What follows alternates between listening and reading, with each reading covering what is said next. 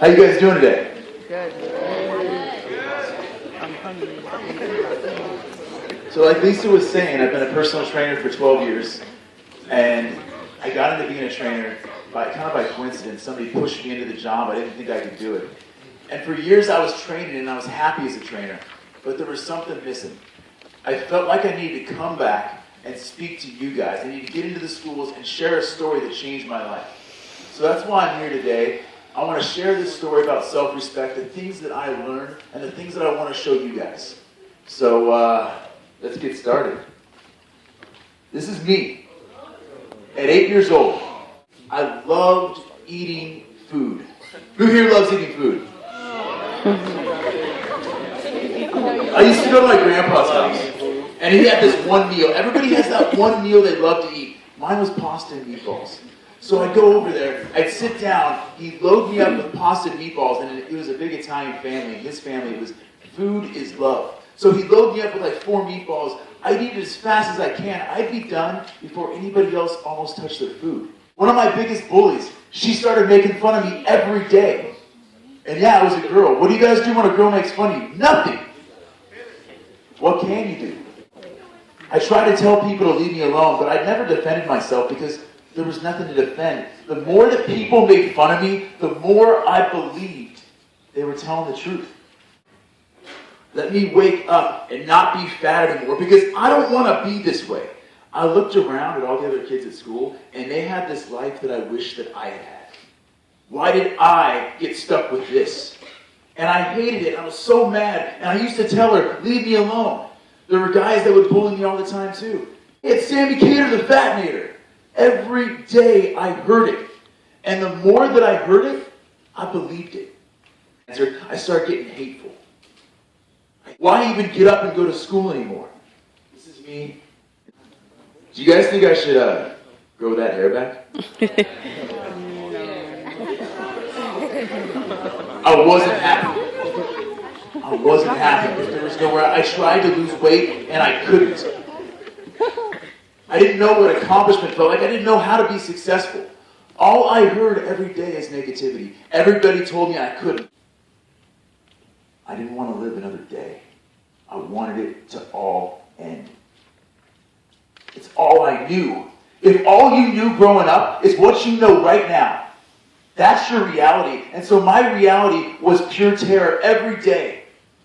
But they were right, like I said before. They were right. I was everything they said I was. She was right for leaving me at that dance. I was the ugliest, gross guy in the school. Why would anybody want to be next to me?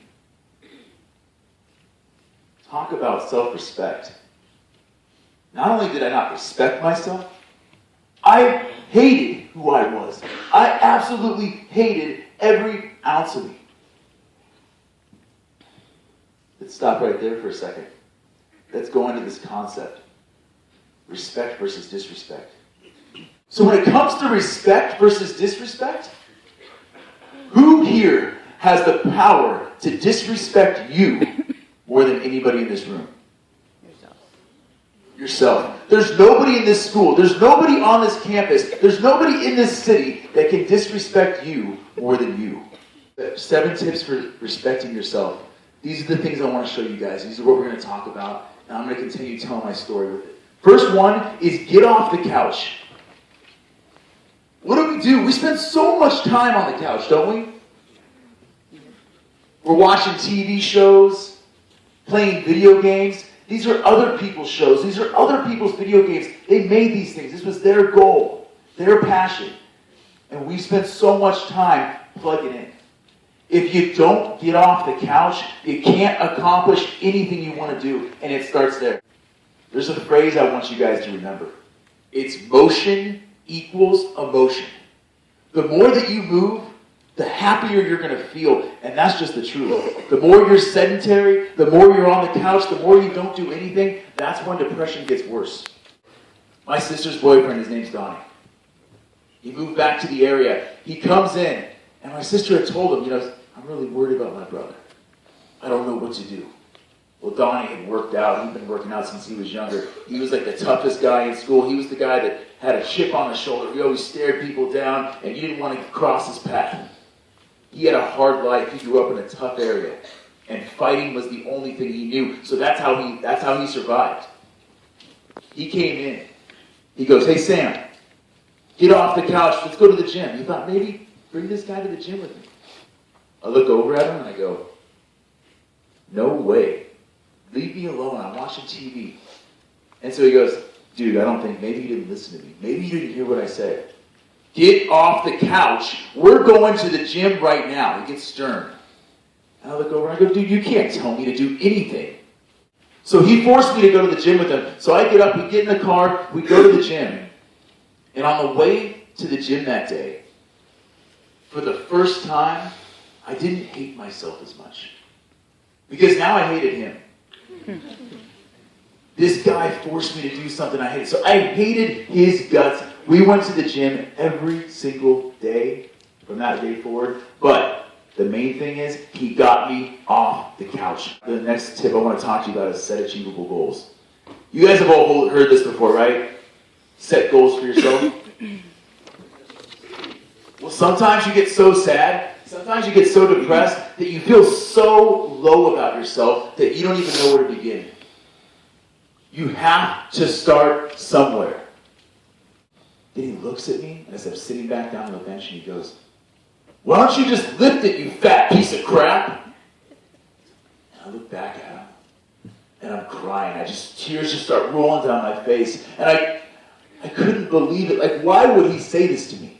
Because up until this point, he was the only person that gave a crap about me. He's the only person that even had enough care to take me with him anywhere.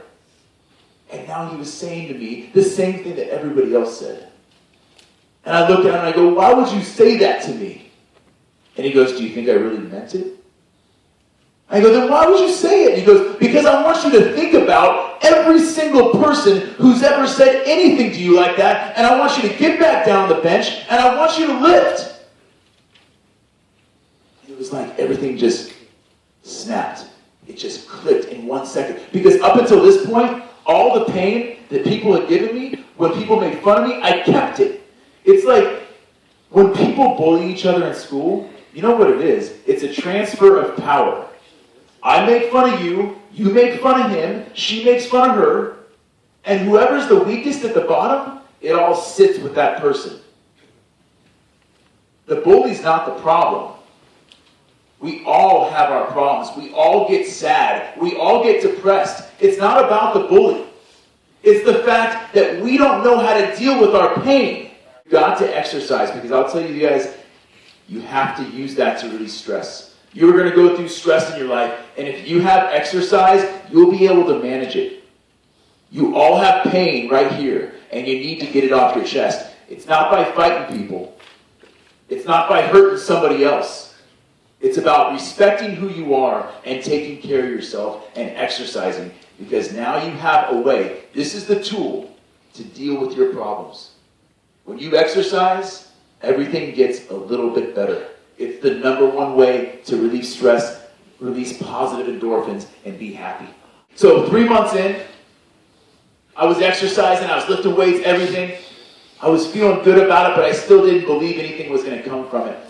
Donnie says, "Hey, I want you to get on the scale." So we go into the gym, I get on the scale. I started at 300. I'm like, "I don't want to get on the scale." He goes, "Sam, stop being a pain in my rear end and just get on it." Because that's what I was. I mean, if anybody were going to quit on me, it would have been him. Get on the scale, and I'm stepping on it. And back in the day, there wasn't a digital scale. You had to manually put over all the numbers and to the side. I look at it, it's 270. I had dropped 30 pounds in 3 months, and I didn't think I lost 1. I couldn't see it, because that feeling of accomplishment was something I hadn't felt in so long that I forgot what it felt like. Accomplishment is the most amazing thing. At that point, I wanted to know what else I could do. If I've come this far, what's next?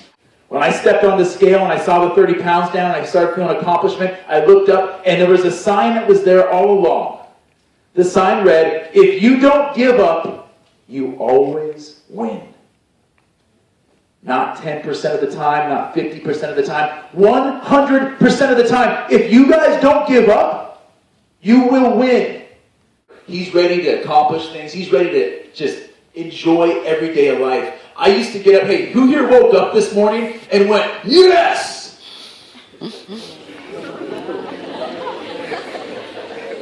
Every day was like that for me. Every day. It's like I had been given a life that I wasn't supposed to have. There's always going to be a negative voice that gets in your head and says, you can't do it. Give up. You're not good enough. You're ugly. Nobody likes you. Stop. And if you listen to that voice, you lose. Up until 2 years ago, I was afraid to get up on stage and talk to you guys. 2 years ago, if you asked me to come here to Bear Creek and talk to you guys, I would have laughed and said, no way. Not a chance. I'm not doing that.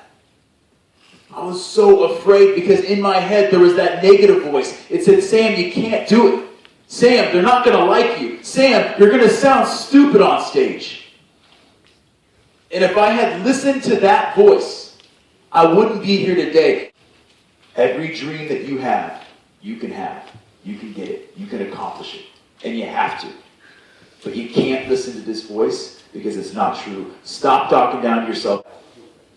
It started by somebody believing in me. Maybe there's some people in this room that feel like, hey, Sam, I already do all those things. I'm already that guy or girl. I have everything on that list. I respect myself. I look at myself in the mirror every day and go, yeah. And if you're that person, I want you to know something. I'm so proud of you. I love that. But it doesn't mean anything if you don't share it with other people. If you don't pay it forward. If you keep all the greatness that you have inside, it just dies. It stays right there inside of you and it goes nowhere. So if you have everything going for yourself and you feel like your life is great and you respect yourself and you love the person you are, you've got to pay it forward. You've got to help somebody else. Because that kid, that guy or girl that sits by themselves in the lunchroom that has no friends, do you realize that if you went up to them and you helped them out or you befriended them or treated them with kindness, that they will never, ever forget that in their whole life. They will go through the rest of their life. They'll be 40 or 50 years old and they'll remember you because of the kindness that you showed them when nobody else did. If Donnie looked at me on the couch every day and said, whatever, I sit my girlfriend's fat brother. He doesn't want to go to the gym. I tried to get him to go. I don't care. If he had given up on me, I wouldn't be here talking to you. I'm telling you, everybody here has an amazing power. If you follow your goal, if you follow your dream, you will inspire other people around you to follow their dreams. Me coming and speaking to you guys, it's great. I love the fact that I was here and I got to spend this morning with you guys. But guess what? I said, guess what? Get ready for Sammy's circuit because I'm coming back. Hey, you guys can laugh now, okay? Laugh it up. Because I'm coming back on Thursday. And we're going to put everything that I have talked about today, the whole exercise thing, making it fun, we are going to turn that small gym into a nightclub almost, and we are going to have so much fun on Thursday, and I can promise you that. Remember this. I came to speak to you guys because I wanted to share this with you, and I wanted to help you guys. People care about you. I felt at one point that nobody cared about me. I was wrong. Somebody will show up for you, and I promise you. Don't give up. Keep it going. And thank you so much for today.